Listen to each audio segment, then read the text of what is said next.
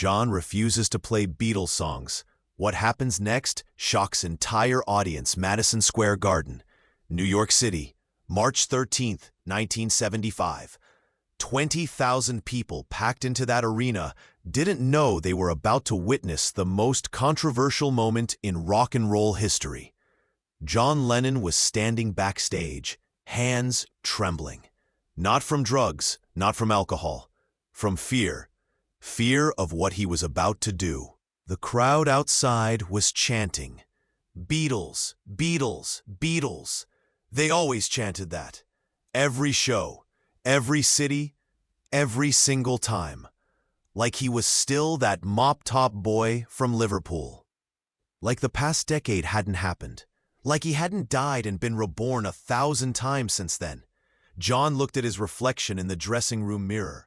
34 years old, round glasses, longer hair now, tired eyes that had seen too much. "You don't have to do this," Yoko said from behind him. Her voice was soft. Concerned. John didn't turn around. "Yes, I do. They'll hate you for it." "They already hate me, love. For being with you. For leaving the Beatles. For speaking my mind." He picked up his guitar.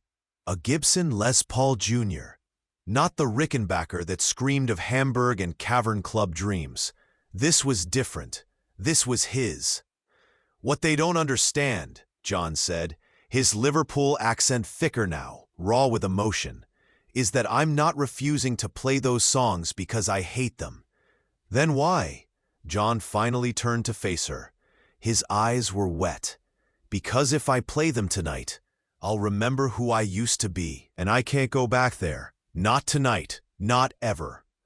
Outside, the crowd was getting restless. The opening act had finished 20 minutes ago. They wanted John Lennon.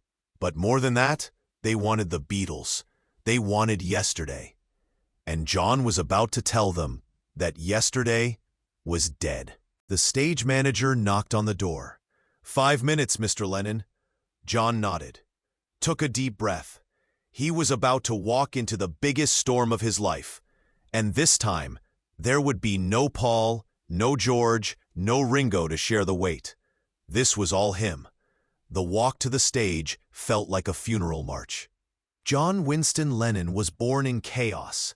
Liverpool, 1940. Bombs falling. Father gone. Mother too young, too wild, too broken to raise him. Aunt Mimi took him in, raised him proper, taught him manners. But she couldn't teach him how to stop the rage inside. That rage built the Beatles. That rage wrote songs that changed the world. But that same rage destroyed him every single night. New York had become his refuge, the city that never sleeps for the man who couldn't sleep either. He and Yoko lived in the Dakota Building, room 72, their sanctuary from the madness. But tonight, walking onto that Madison Square Garden stage, John felt naked, exposed. The crowd erupted when they saw him. 20,000 voices screaming his name. "John! John! John!" He walked to the microphone slowly, deliberately. Elton John was there, backstage, scheduled to join him for a few songs. Elton, who still believed in the magic of performance, in giving people what they wanted. But John had other plans tonight. He stood at the microphone. The crowd quieted, expecting his usual banter. Instead, silence. 10 seconds. 20. 30. The arena was so quiet you could hear people breathing. Then John spoke. "You came here tonight expecting something." His voice was cold, flat. "You came here expecting the Beatles." The crowd cheered, not understanding yet. "Well, I'm not giving you the Beatles." Confusion rippled through the audience. Nervous laughter. "I'm not playing Help. I'm not playing Strawberry Fields. I'm not playing anything from that previous life." The arena went dead silent. Someone in the front row shouted, "What? Why?" John's jaw tightened. "Because those songs belong to a dead man." "Hey, before we continue with this incredible story, I need to give you an important warning. Many subscribers have reported that YouTube has removed their subscriptions without notice. Just take a quick look at the red button below to make sure you're still subscribed to the channel. I don't want you to miss any of the exclusive content that's coming up. And while you're there, leave that powerful like that helps me a lot with the algorithm. Oh, and tell me in the comments, which city are you watching from? I love getting to know every amazing person who is part of this community. Your participation makes all the difference. Let's interact. What the audience didn't know, what nobody knew, was what had happened 3 days earlier. John had received a letter. Not fan mail, not hate mail. A letter from Liverpool, from someone who knew his mother. Julia Lennon, killed by a drunk driver in 1958. John was 17. He never got to say goodbye, never got to tell her he loved her, never got to ask her why she gave him away. The letter was from a woman named Margaret Kelly. She'd been Julia's best friend. In the letter, Margaret revealed something that shattered John's world. Julia had written songs, secret songs. Songs she sang to John when he was a baby, before Mimi took him away. Songs about love, about loss, about a little boy she had to let go. Margaret had found Julia's old notebook in an attic. 40 pages of lyrics, melodies, dreams written in fading ink. "Your mother was a songwriter, John," the letter said. "Just like you. You got it from her. Everything you became, she planted those seeds."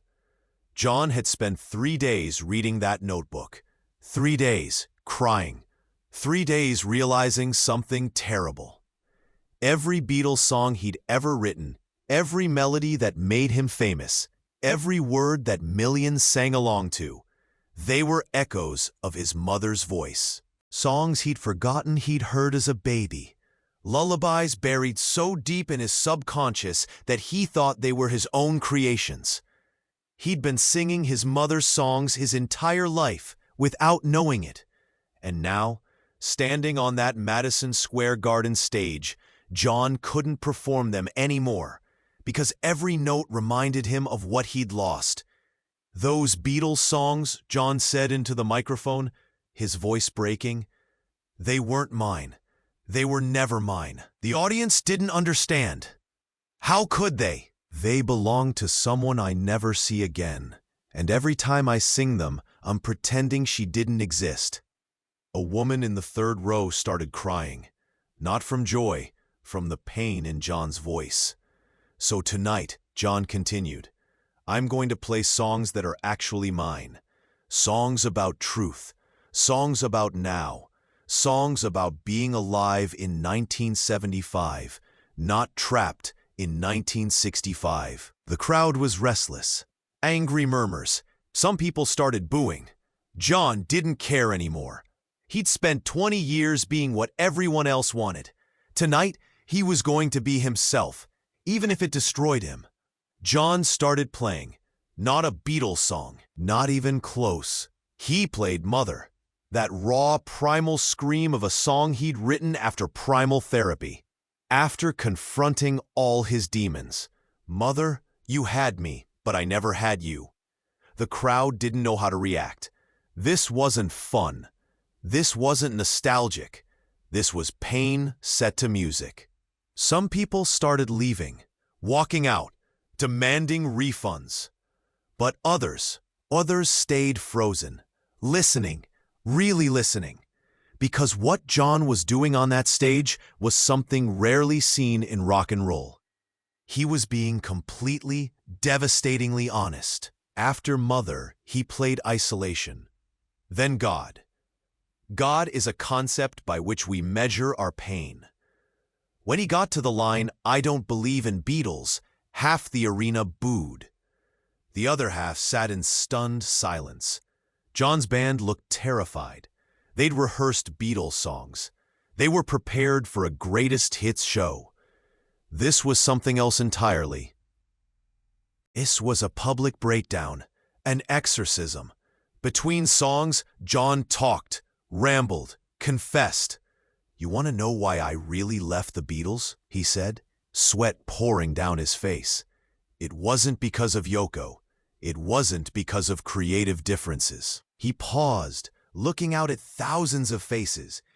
It was because I woke up one morning and realized I didn't recognize the person in the mirror. That mop-topped kid smiling on Ed Sullivan? He died years ago, and I kept pretending he was still alive.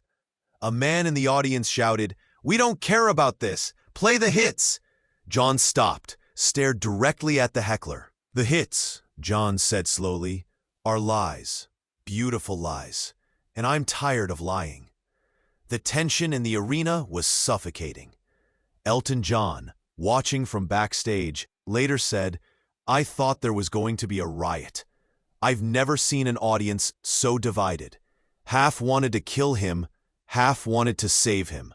But John kept playing, kept purging. He played Working Class Hero, Gimme Some Truth, songs about anger, about politics, about everything except nostalgia.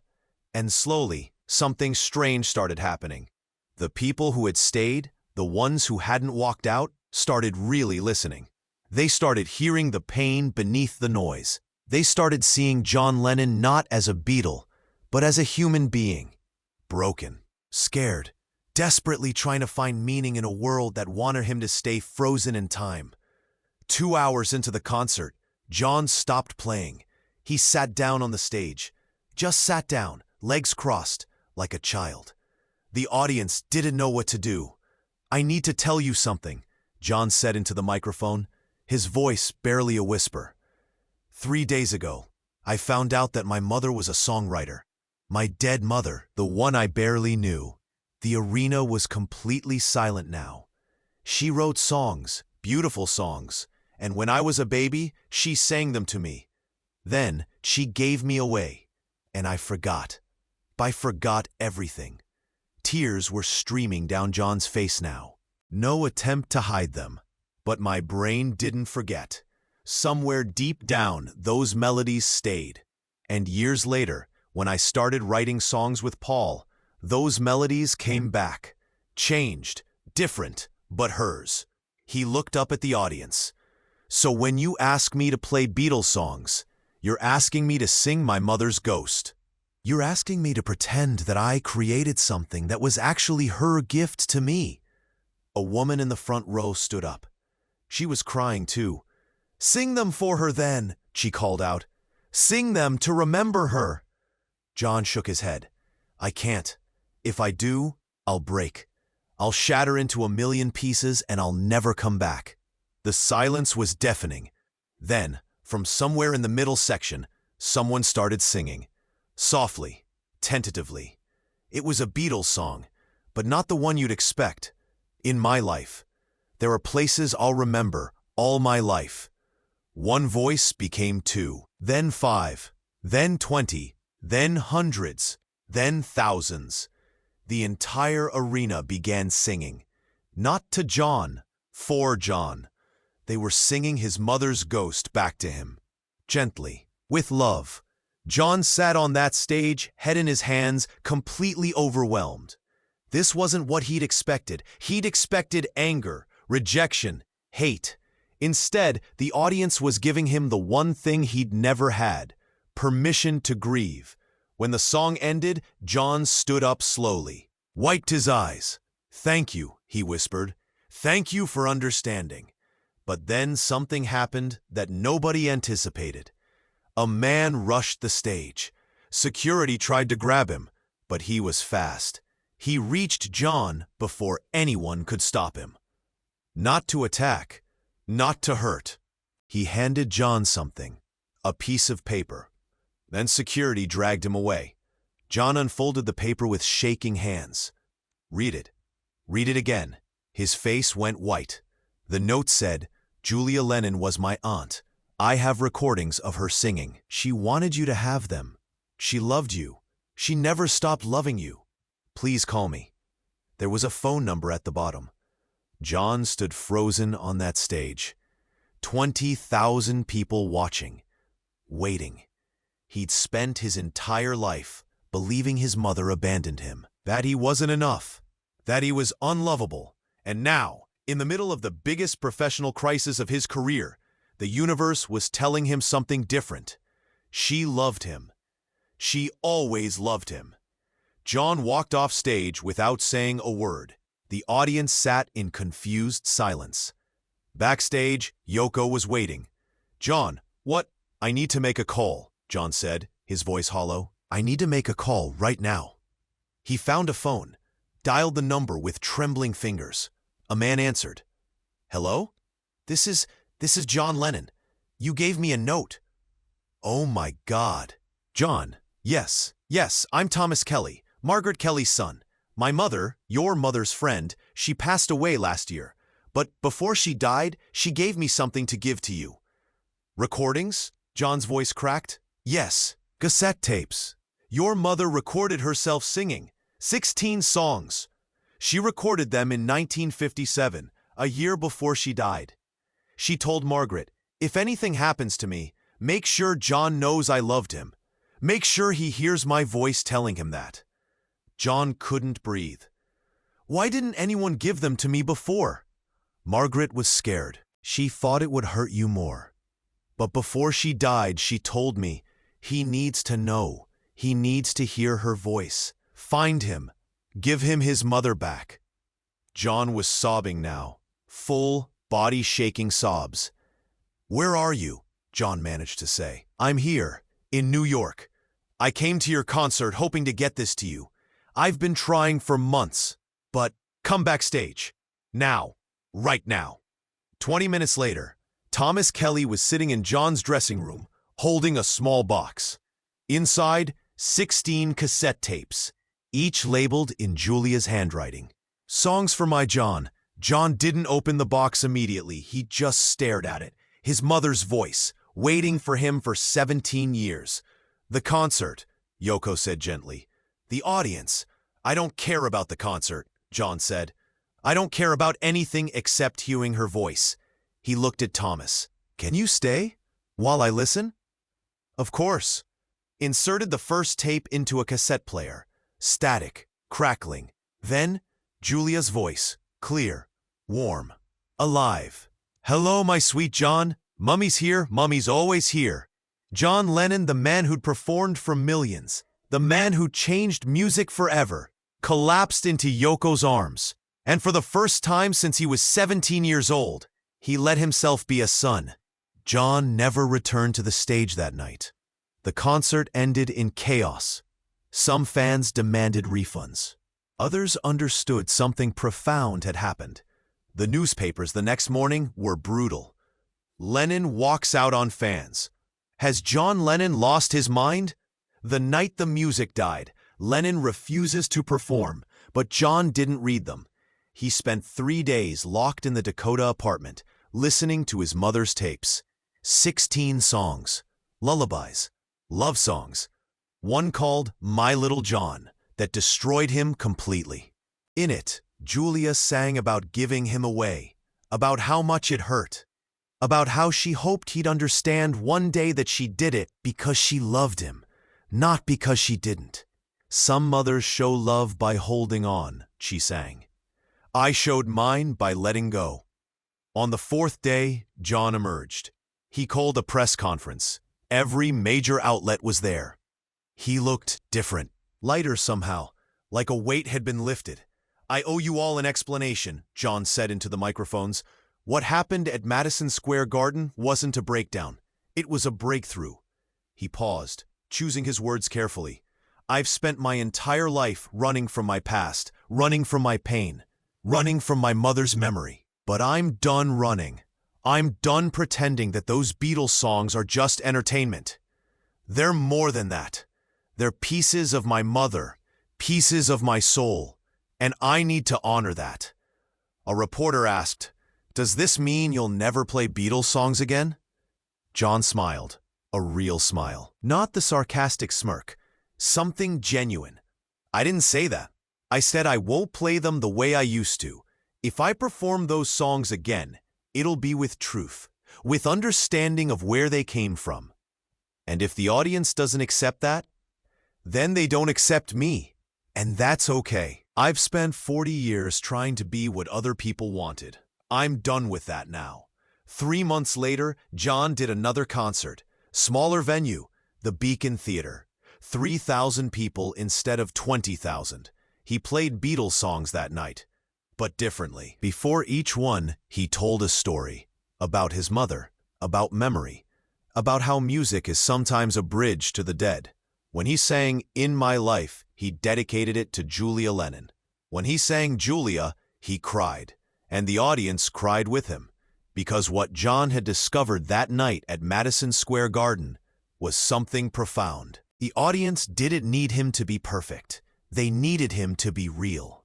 And when he finally allowed himself to be real, to be broken, to be human, that's when he became the artist he was always meant to be. John Lennon never stopped missing his mother, but after that night, he stopped running from her memory. He carried her with him instead, in every note, in every word, in every performance. The man who refused to play Beatles songs became the man who understood what those songs really meant. Not nostalgia, not entertainment, but love, grief, loss, connection, all the things that make us human, all the things that make music matter. And somewhere, in whatever place Julia Lennon's spirit resides, maybe she was finally at peace, because her son finally knew. She loved him. She always loved him. And that love was in every song he'd ever sung. The recordings of Julia Lennon's voice were never released publicly. John kept them private, sacred. But those who were close to him said that after he found them, he was different, calmer, more at peace, as if he'd finally found the missing piece of himself. The concert at Madison Square Garden became legendary, not for the music, but for what it represented. The moment John Lennon chose truth over performance. And maybe that's the real legacy. Not the songs that made him famous, but the courage to stop singing them when they no longer felt true. Music is powerful, but honesty, that's transcendent. What secrets are you carrying? What truth are you afraid to speak? Maybe John Lennon's story is a reminder that sometimes the bravest thing we can do is stop performing and start being real, even if it costs us everything, especially if it costs us everything. If this story moved you, subscribe to uncover more untold moments from music's greatest legends. Hit that like button and tell us in the comments, what artist's truth do you want to hear next? The algorithm rewards engagement. But more than that, your voice matters in this community. Let's keep the conversation alive.